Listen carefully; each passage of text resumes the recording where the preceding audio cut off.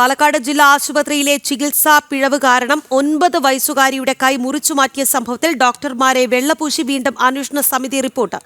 Palakkad medical കോളേജിലെയും Ottapalam taluk ആശുപത്രിയിലെയും ഡോക്ടർമാർ നടത്തിയ അന്വേഷണത്തിലാണ് ജില്ലാ ആശുപത്രിക്ക് വീഴ്ച സംഭവിച്ചിട്ടില്ല എന്ന് ആവർത്തിക്കുന്നത്.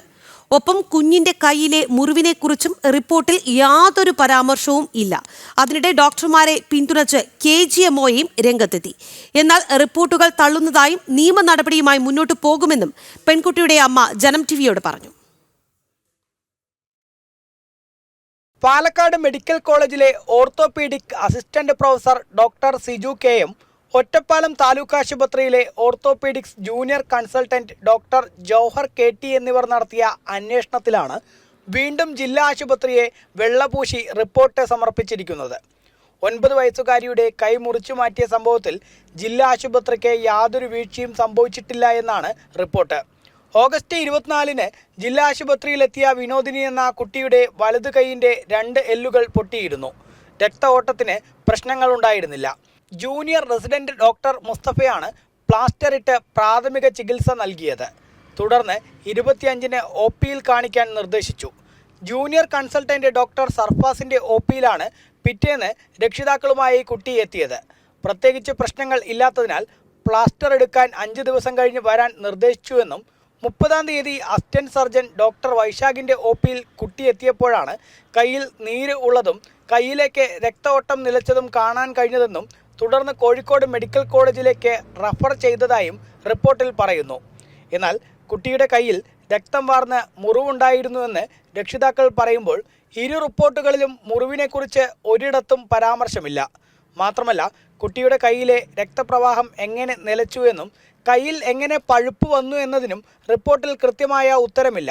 റിപ്പോർട്ട് പൂർണ്ണമായും തള്ളുന്നുവെന്നും നിയമപരമായി മുന്നോട്ട് പോകുമെന്നും പെൺകുട്ടിയുടെ അമ്മ പറഞ്ഞു. പ്രൊട്ടക്ഷൻ അല്ലേ നോക്കുള്ളൂ, ഹോസ്പിറ്റലിൽ കയറി അവൻ്റെ പ്രൊട്ടക്ഷൻ അല്ലേ നോക്കുള്ളൂ. ഞങ്ങൾക്കിപ്പോൾ എന്തായാലും പറഞ്ഞാൽ ഞങ്ങൾക്കിപ്പോൾ ചോദിക്കാനും പറയാൻ ആരും ഒന്നും ഇല്ല. ഇപ്പോൾ പറയുകയാണെങ്കിൽ ഞങ്ങൾ പാവപ്പെട്ടായിരുന്നു, ഞങ്ങൾക്ക് എന്ത് സംഭവിച്ചാലും ആരും ചോദിക്കാനും പറയാനില്ല. അവർ വലിയ ഉദ്യോഗസ്ഥരല്ലേ, പണിയും ജോലിയൊക്കെ ഉള്ളവരല്ലേ. അപ്പോൾ അവൻ്റെ പ്രൊട്ടക്ഷനെ നോക്കുള്ളൂ, അവൻ്റെ ഹോസ്പിറ്റലിലുള്ള പ്രൊട്ടക്ഷനെ നോക്കുകയുള്ളൂ. കാരണം അവൻ്റെ ഹോസ്പിറ്റലിൽ ഇങ്ങനെ ഒരു പരാതി ഉണ്ടെന്ന് അറിഞ്ഞാൽ അവർക്ക് മോശമല്ലേ, ഉദ്യോഗസ്ഥർക്ക് മോശമല്ലേ.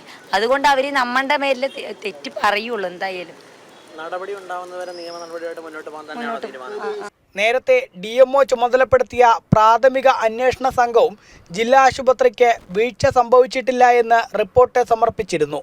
അതിനിടെ സംഭവത്തിൽ ഡോക്ടർമാരെ പിന്തുണച്ച് KGMOയും രംഗത്തെത്തി.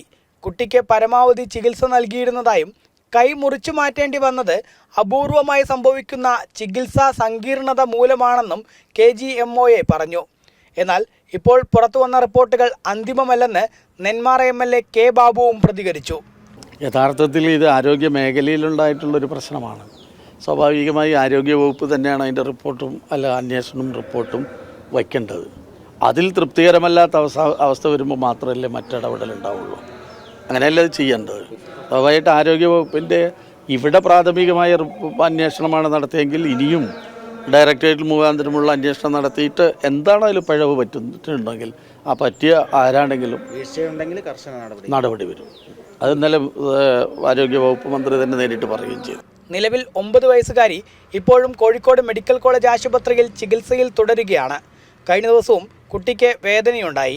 അതിനിടെ കുട്ടിയുടെ ചികിത്സയ്ക്കായി രക്ഷിതാക്കൾ സഹായവും അഭ്യർത്ഥിച്ചു. ജനം, പാലക്കാട്.